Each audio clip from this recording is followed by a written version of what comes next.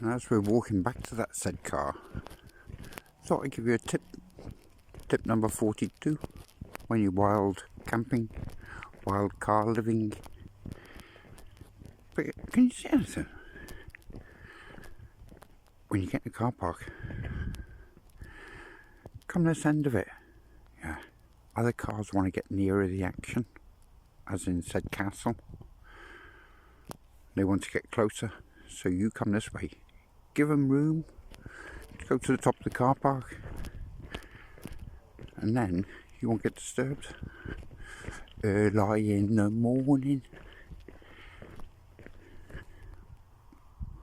we can come down to that bay. We've still got plenty of choice up there. Tip number 42.